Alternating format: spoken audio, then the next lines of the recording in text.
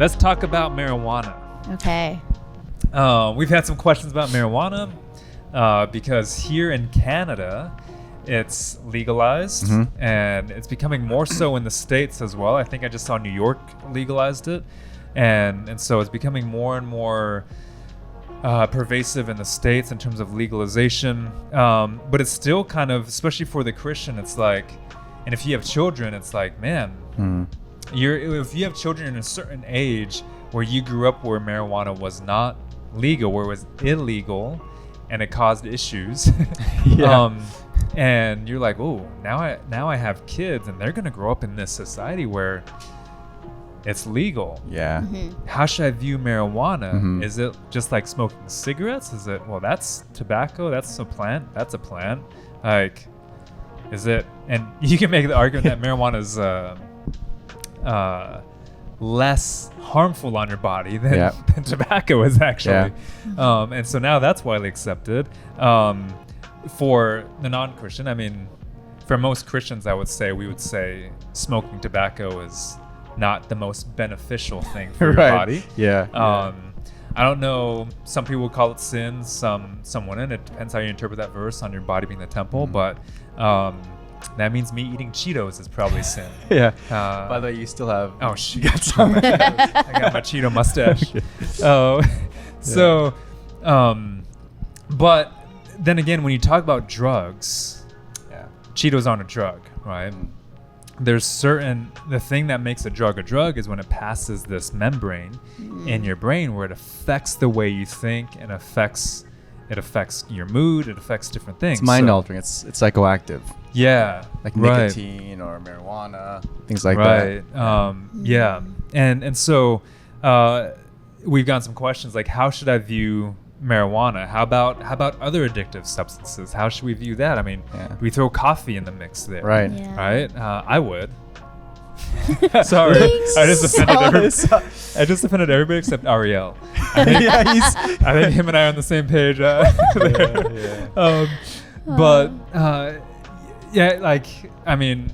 That's also a drug because it crosses the membrane when you talk about caffeine. I mean, not just coffee, but what else? Like soda has caffeine, or pop. Yeah. Sorry about that. Pop, Coke. Here in Canada, do you guys say pop or soda? Is it pop? Pop, I think. Yeah. Soda. That's my mom's name, so just get confused. Oh, true. So how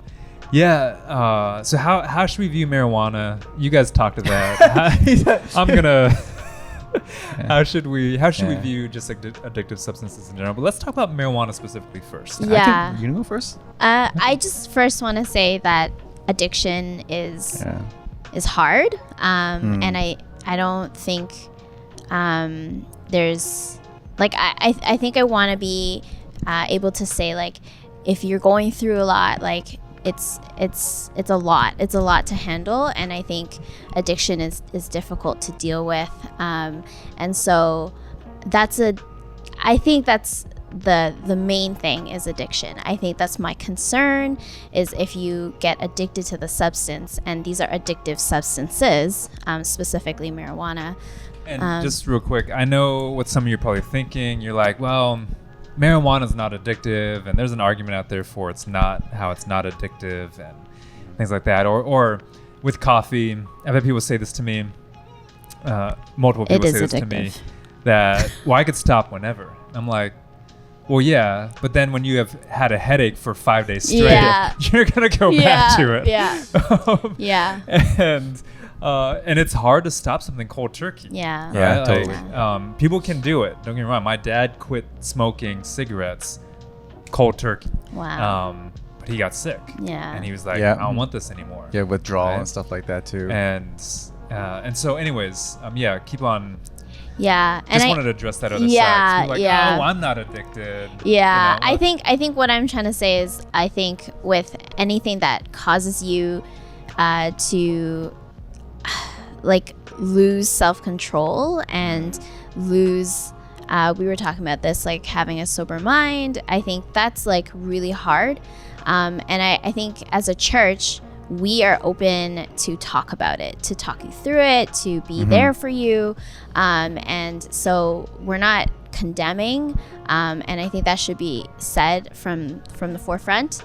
But I do think this is why we need to talk about it, is because it could be really hard on once you get in, and it's really hard to get out, just like anything. Yeah, I like how you brought in sober-minded, and how can we, and that's all over the scriptures, right? Yeah. Just preach a whole series on it. Peter hammers it home. So how can we do that when we have a substance in us? Yeah, your mind is altered there. Again, an argument can be made. Well, that's what makes me sober-minded. When I've had my coffee in the morning, Right. or when I'm more relaxed and can think. When I've smoked a doobie. Do people say it like that? Doobie, Doobie. wacky tobacco. Doobie, yeah. What year is ganja. this? I know. 1990. No. 1990. Yes. So yeah. What, Daniel? Why don't you speak to some more of that? Maybe some theological principles in there too. So we were talking about this earlier, and again, just at least for me, just Scripture talks about being sober-minded, and so and this is what I think. This is what I've wrestled through. This doesn't have to be what you have to believe, but for me personally, wait, and this is coming from somebody who I've smoked marijuana before. All my friends smoked marijuana growing up. I will not name names, but I grew up in that culture where it wasn't legal, and literally every single day this would be happening, right? And that was for years and years. So I'm not just speaking outside of this with no experience, right? So so for me, just like health is important for me, being sober-minded, what the scriptures speak on that. And so because I realized that marijuana is a psychoactive drug, it alters the mind.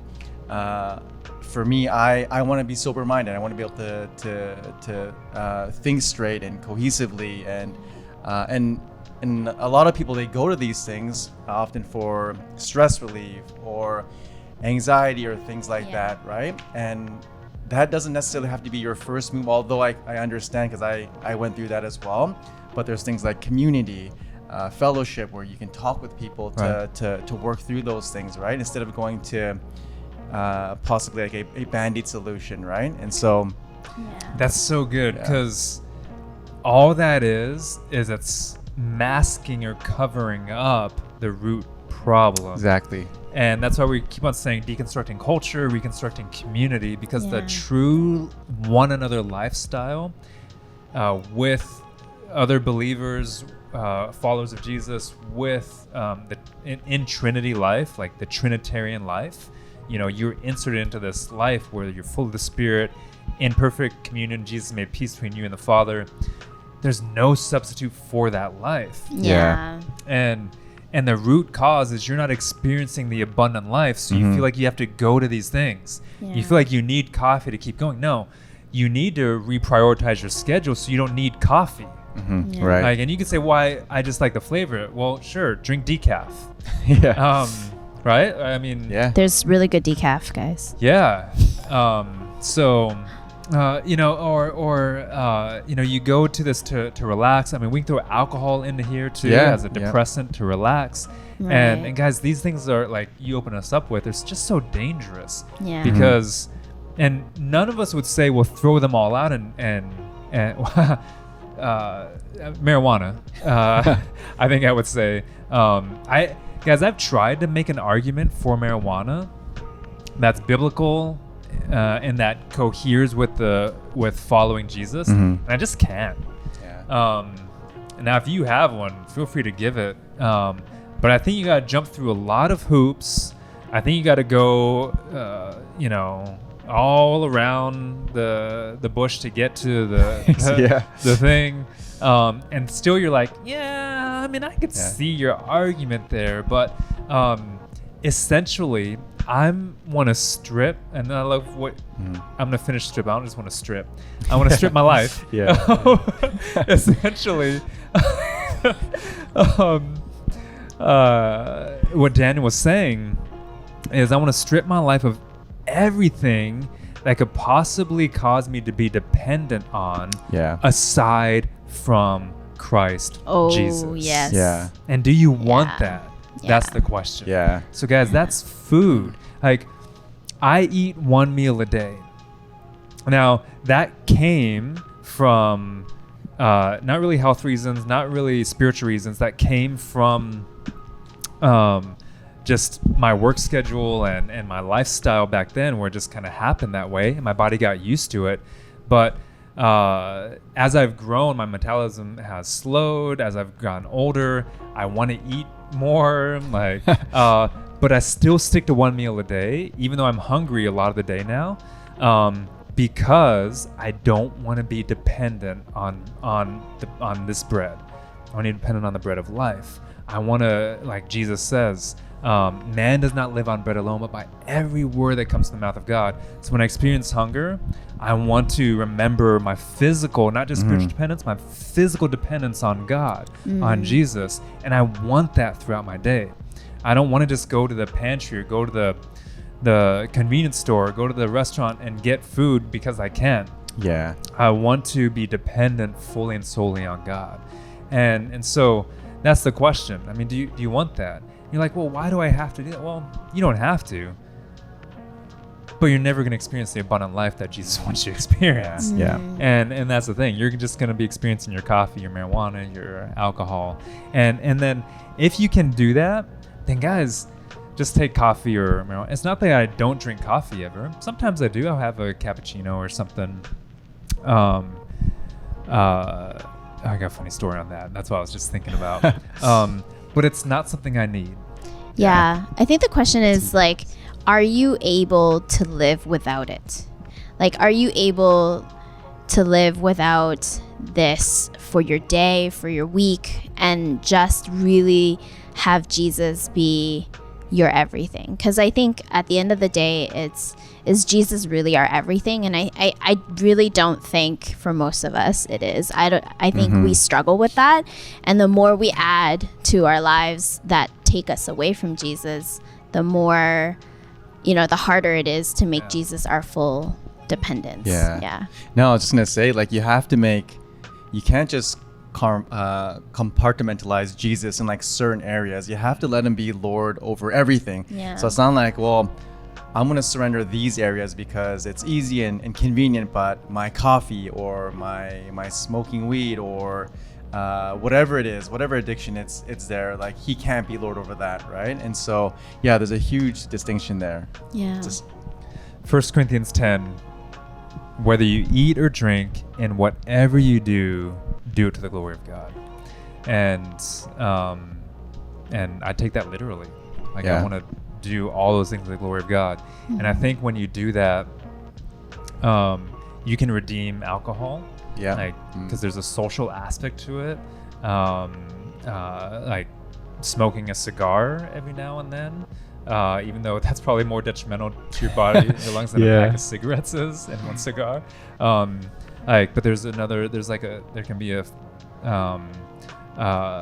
redeemable aspect to it. Marijuana, I just can't get there.